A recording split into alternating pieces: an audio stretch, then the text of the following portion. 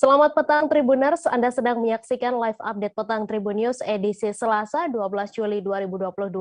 Akan kami sajikan informasi terbaru dan menarik untuk Anda. Bersama saya, Mesa Desirait, inilah live update petang selengkapnya.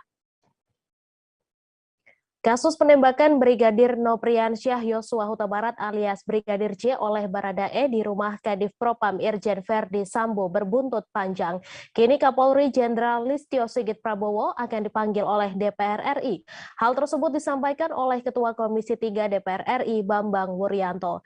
Bambang mengatakan selain Kapolri pihaknya juga akan memanggil perwakilan dari Paminal Polri untuk dapat menjelaskan kronologis secara rinci kasus tewasnya Brigadir J oleh Baradae. Lebih lanjut, Bambang meminta semua pihak untuk tidak berspekulasi mengenai kematian Brigadir J. Nantinya lembaga legislator akan mengklarifikasi hal tersebut kepada pihak kepolisian. Diberitakan sebelumnya, Kepolisian Republik Indonesia mengungkap alasan Brigpol Nopriansyah Yosua Huta Barat alias Brigadir J tewas tertembak oleh Baradae di kediaman Kepala Divisi Propam Polri Irjen Verdi Sambo di Duren 3, Jakarta Selatan pada Jumat 8 Juli. Karopenmas Divisi Humas Polri Brigjen Ahmad Ramadan menyampaikan bahwa Brigpol Yosua ditembak mati karena diduga melakukan pelecehan dan menodongkan pistol kepada istri Kadif Propam Irjen Verdi Sambo. Ramadan menuturkan bahwa fakta itu diketahui berdasarkan hasil olah TKP dan memeriksa sejumlah saksi. Dua saksi yang diperiksa diantaranya adalah istri Kadif Propam dan Baradae. Ia menuturkan bahwa istri Kadif Propam disebut berteriak akibat pelecehan yang diduga dilakukan Brigadir J. Teriakan permintaan tolong tersebut pun didengar oleh Baradae yang berada di lantai atas rumah. Menurutnya kehadiran Baradae pun Brigadir J menjadi panik. Saat ditanya terkait insiden tersebut, Brigadir J malah melepaskan tembakan kepada Barada yang berdiri di depan kamar. Diketahui Baradae merupakan anggota BRIMOB yang bertugas sebagai pengawal Kadif Propam, sedangkan Brigadir J adalah anggota Bareskrim yang ditugaskan sebagai supir dinas istri Kadif Propam. Sementara itu, Kepala Divisi Propam Polri Irjen Verdi Sambo disebut tidak berada di kediamannya saat insiden penembakan Brigpol Nopriansyah Yosua Huta Barat alias Brigadir J kepada Baradae pada Jumat 8 Juli. Ia menuturkan bahwa Irjen Verdi Sambo sedang keluar rumah untuk melakukan tes PCR COVID-19 saat insiden penembakan tersebut. Lebih lanjut, Ramadan menuturkan bahwa Irjen Verdi Sambo baru mengetahui adanya peristiwa itu setelah ditelepon oleh istrinya. Seusai itu, ia langsung melihat Brigadir J yang sudah dalam kondisi meninggal dunia.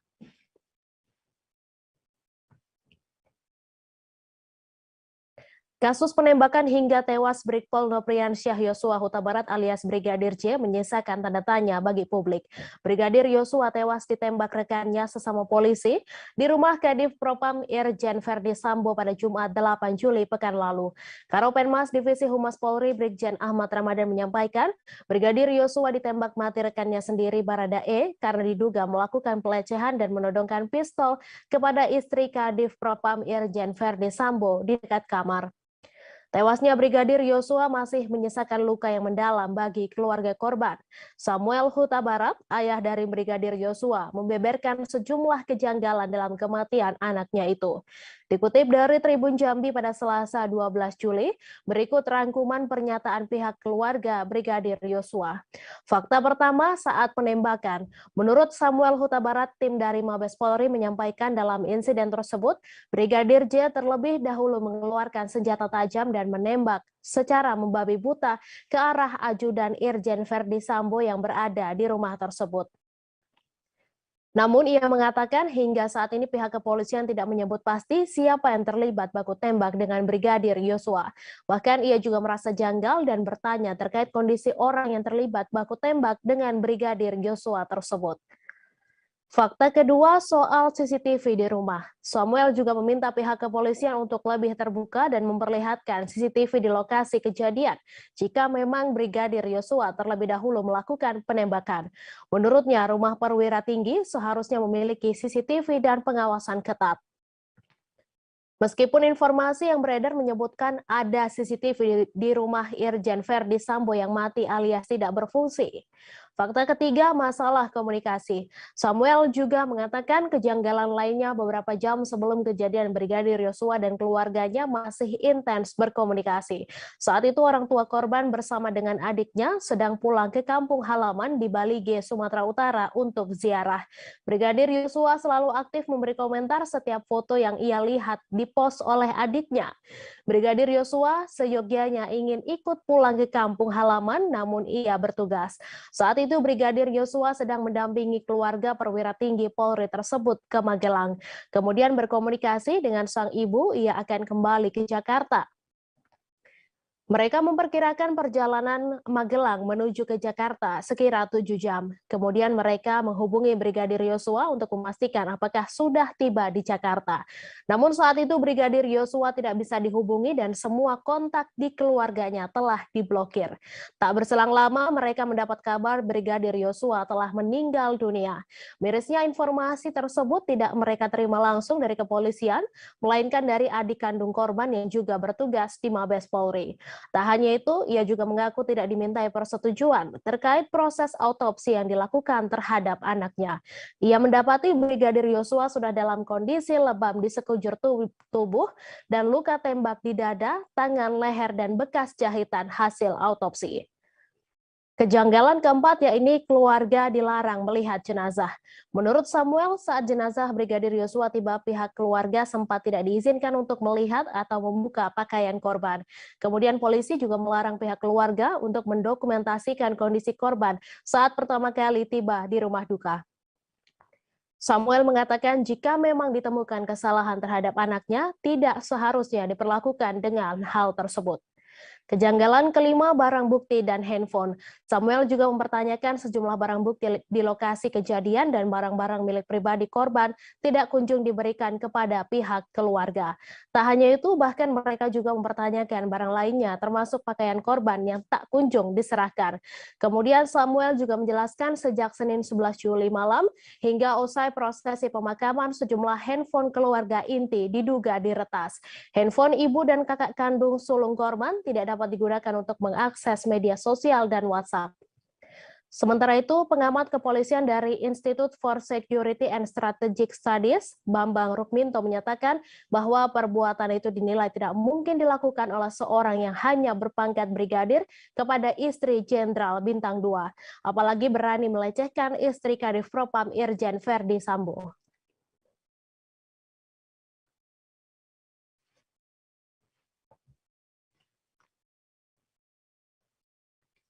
Ketua Komisi 3 DPR RI Bambang Wuryanto mengaku sependapat anggapan adanya kejanggalan di balik kasus penembakan Brigadir Nopriansyah Yosua Huta Barat alias Brigadir J oleh Baradae di rumah Kadif Propam Irjen Verdi Sambo. Ia mengaku heran dua anggota Polri bisa terlibat aksi baku tembak. Pria yang akrab disapa Bambang Pacul itu berpendapat bahwa kasus ini menjadi sebuah kejanggalan yang perlu diusut secara terang benderang.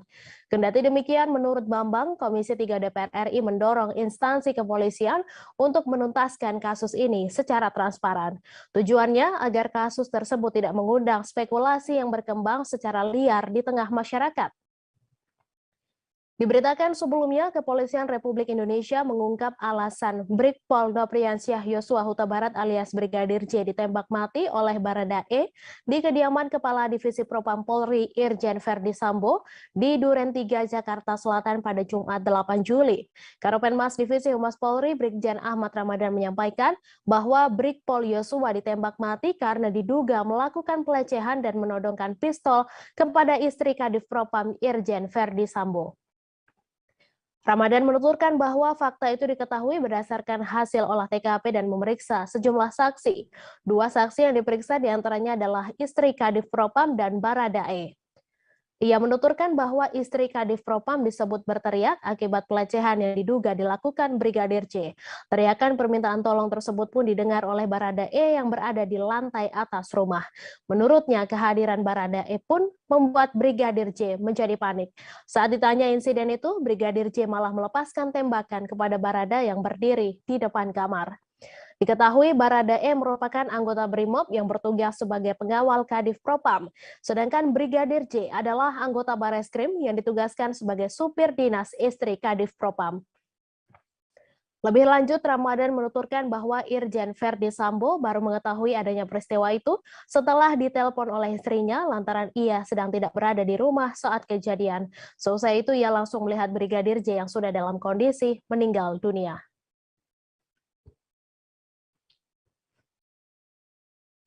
Lokasi baku tembak yang menewaskan Brigadir Nopriansyah Yosua Huta Barat alias Brigadir J di Kompleks Polri Duren 3 Mampang, Jakarta Selatan merupakan rumah singgah. Hal tersebut disampaikan oleh Kapolres Metro Jakarta Selatan, Kombes Budi Herdi Susianto pada Selasa 12 Juli.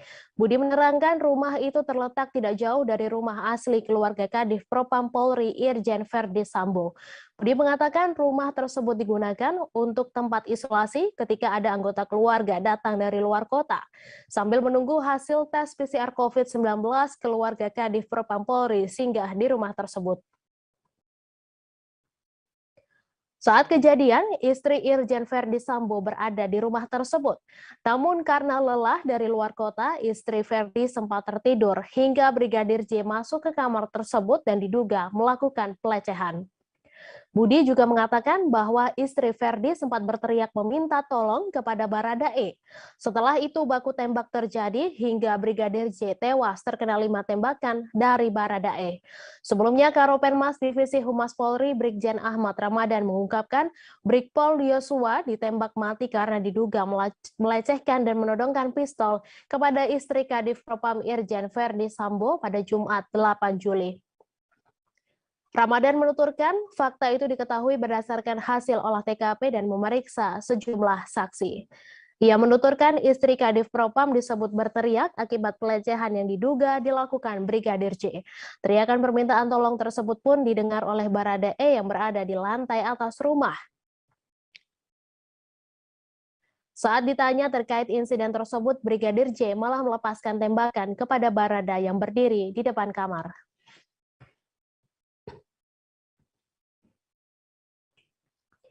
Polisi menyebut tidak ada rekaman CCTV saat kejadian baku tembak ajudan Kadif Propam Polri Irjen Verdi Sambo hingga menewaskan Brigadir Nopriansyah Yosua Huta Barat alias Brigadir J. Kapolres Metro Jakarta Selatan Kombes Pol Budi Herdi Susianto menerangkan kamera CCTV di rumah yang disebut rumah singgah untuk isolasi COVID-19 itu sudah rusak sejak 2 minggu lalu. Meski begitu, Budi menerangkan pihaknya akan tetap mengumpulkan barang bukti lain soal kasus baku tembak tersebut. Penyidikan kasus tersebut, lanjut Budi, akan dilakukan melalui penyidikan Scientific Crime Investigation. Sementara itu, status Baradae masih berstatus saksi karena polisi belum menemukan bukti kuat untuk menjerat Baradae menjadi tersangka. Diberitakan sebelumnya, Kepolisian Republik Indonesia mengungkap alasan Brigpol Nopriansyah Yosua Huta Barat alias Brigadir J ditembak mati oleh Baradae di kediaman Kepala Divisi Propam Polri Irjen Verdi Sambo di Duren 3 Jakarta Selatan pada Jumat 8 Juli. Karopenmas Divisi Humas Polri Brigjen Ahmad Ramadan menyampaikan bahwa Brigpol Yosua ditembak mati karena diduga melakukan pelecehan dan menodongkan pistol kepada istri Kadif Propam Irjen Verdi Sambo. Ramadan menuturkan bahwa fakta itu diketahui berdasarkan hasil olah TKP dan memeriksa sejumlah saksi.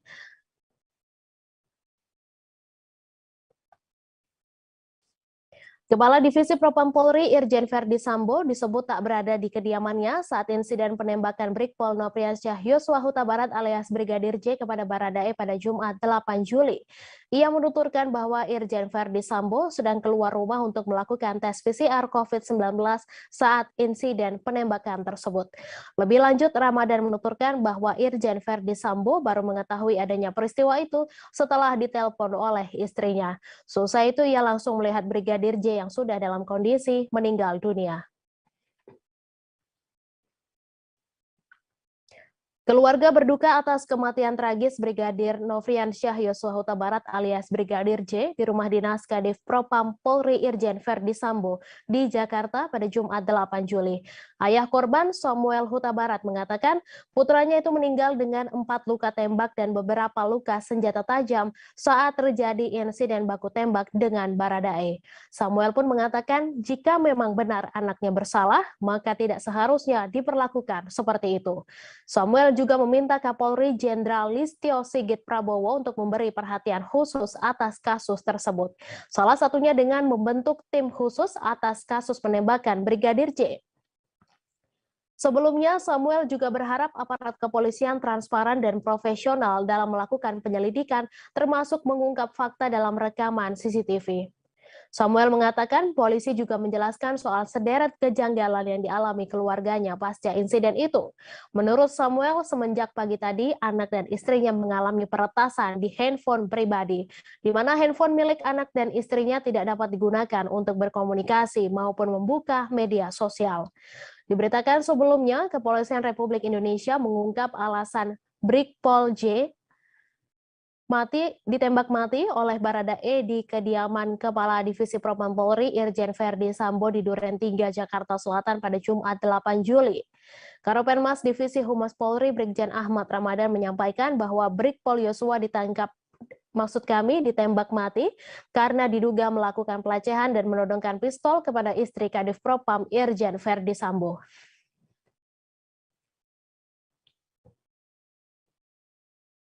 Partai Demokrat menyoroti soal Menteri Perdagangan Zulkifli Hasan yang membagi-bagikan minyak goreng kepada warga Lampung seraya mengampanyekan putrinya, Putri Zulia Savitri, dalam Pileg 2024.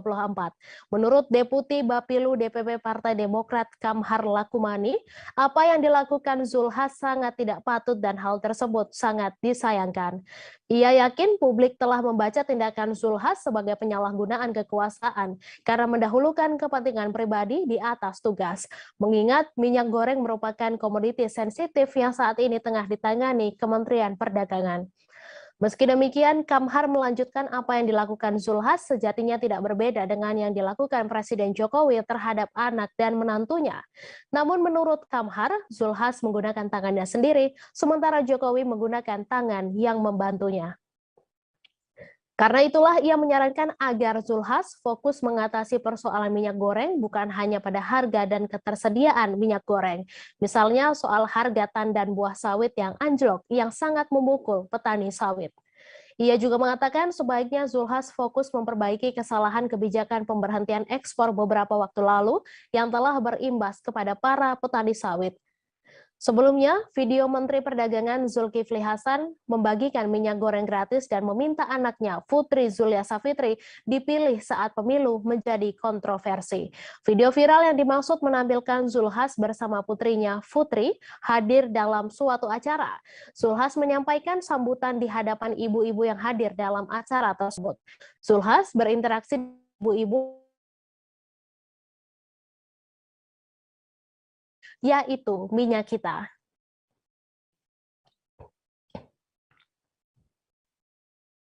Presiden Joko Widodo menanggapi soal rekaman video Menteri Perdagangan Zulkifli Hasan atau Zulhas membagikan program minyak goreng minyak kita, di mana dalam kesempatan tersebut Zulhas meminta warga untuk memilih anaknya, Putri Zulia Savitri saat pemilu nanti.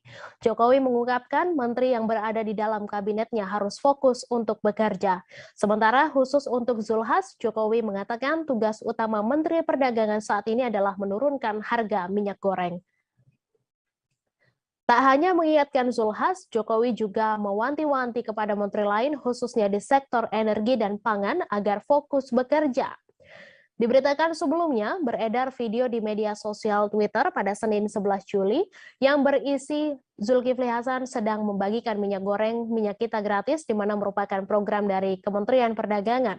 Diketahui video tersebut merupakan acara yang diadakan oleh Partai Amanat Nasional bertajuk Pansar Murah di Teluk Belitung Timur, Bandar Lampung. Maksud kami di Teluk Betung Timur, Bandar Lampung.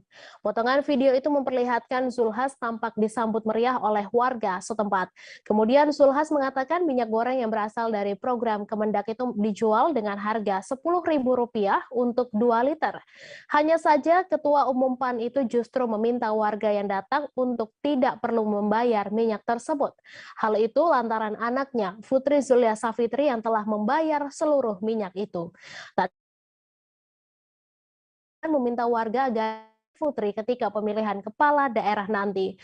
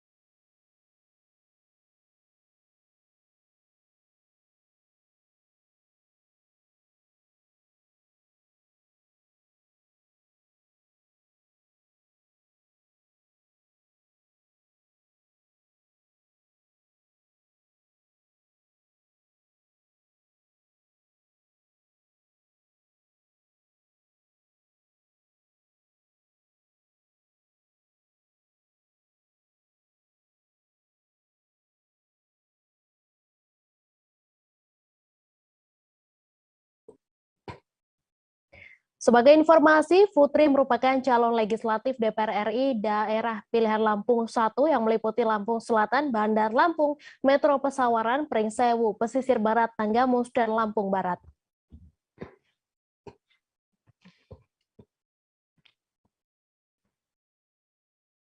Sehari setelah penangkapan Moh Subsi Asal Sani alias Mas Beci, muncul pesan berantai terkait pengumpulan dana di aplikasi WhatsApp. Permintaan donasi tersebut guna menebus hukum 5 tersangka yang diamankan Polres Jombang karena menghalangi polisi saat menjemput paksa Beci di pondok pesantren Sidikiyah. Dalam pesan WhatsApp tersebut didapati sebuah tajuk pesan yang berisikan sodakoh dari simpatisan untuk mengeluarkan para tersangka dari Polres. Pesan tersebut beredar sejak Jumat 8 Juli. Pada hari yang sama, sebanyak 318 orang santri dan jemaah Sidikiyah simpatisan MSAT diperkenankan kembali pulang selesai menjalani pendataan dan pemeriksaan di Mapolres Jombang sejak Kamis 7 Juli. Kasat Reskrim Graha bakal menindak setiap pihak pembuat konten ajakan berdonasi menebus hukum 5 tersangka. Kemunculan tersebut kata AKP Giadi menimbulkan pemahaman yang cenderung merendahkan nama baik institusi penegak hukum kepolisian yang menjalankan amanat undang-undang menjaga keamanan dan ketertiban masyarakat. Dan pihaknya juga mulai melakukan penyelidikan atas temuan tersebut. Apalagi dalam konten pesan WhatsApp tersebut juga dibubuhi sebuah nomor rekening yang menjadi sarana penghimpun pendanaan. Oleh karena itu dalam waktu dekat ia akan melakukan cenderung merendahkan martabat institusi Polri dan menjadi sarana mengeruk keuntungan pribadi. Sebelumnya, 323 orang dari area Ponpes Sidikiyah yang berupaya menghalangi upaya petugas kepolisian gabungan menangkap paksa MSAT namun setelah didata dan dimintai keterangan satu persatu, ternyata 5 orang diantaranya terbukti melakukan upaya perlawanan secara langsung terhadap petugas. Kelima orang tersebut kini telah berstatus sebagai tersangka dan mulai Jumat 8 Juli dilakukan penahanan. Sementara itu, Kasat Reskrim Polres Jombang AKP Giadi Nugraha mengungkapkan dari kelima tersangka itu, 2 orang diantaranya warga asli Jombang, sedangkan 3 orang sisanya 3 orang warga luar Kabupaten Jombang. Mereka melanggar Undang-Undang Tindak Pidana Kekerasan Seksual Nomor 19 Tahun 2022.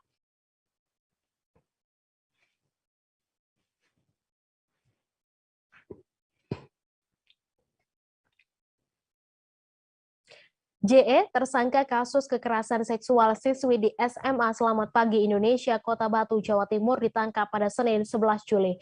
Ia dijemput paksa dari rumahnya di kawasan Citraland, perumahan elit di Surabaya, oleh tim jaksa dari Kejaksaan Negeri Kota Batu dan Kejaksaan Tinggi Jawa Timur. Di hari yang sama, JE langsung dijebloskan di Lapas Lowakuaru, Malang. Pendiri SMA SPI tersebut ditahan setelah menjalani sidang selama 19 kali. JS sendiri sudah dilaporkan ke Polda Jatim sejak akhir Mei 2021. Namun penetapan JS sebagai tersangka terbilang lambat.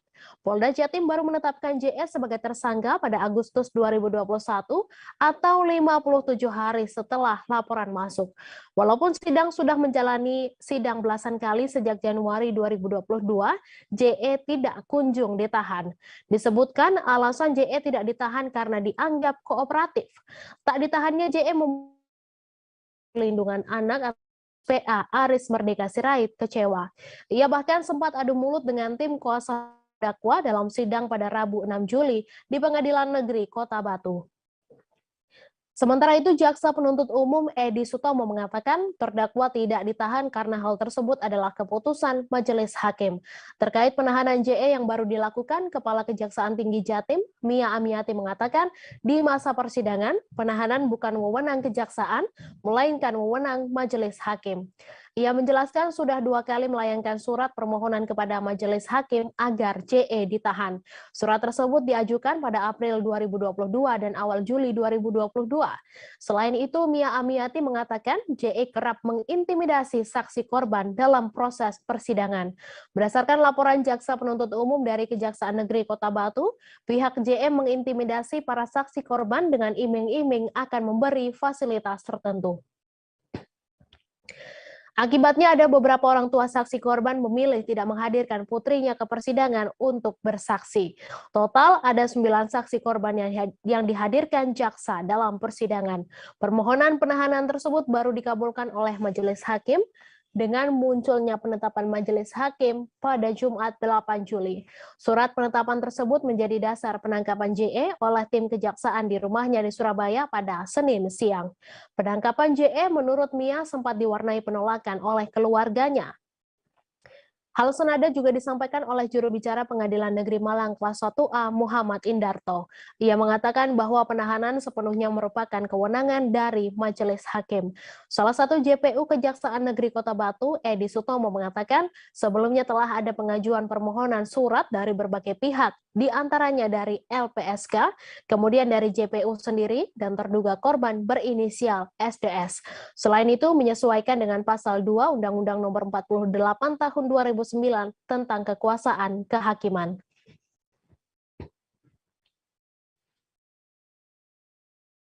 Informasi tadi sekaligus menutup perjumpaan kita hari ini. Jangan lupa saksikan informasi terbaru lainnya hanya di kanal YouTube Tribun News. Saya Mesa Desirait dan kru yang bertugas pamit undur diri. Terima kasih dan sampai jumpa.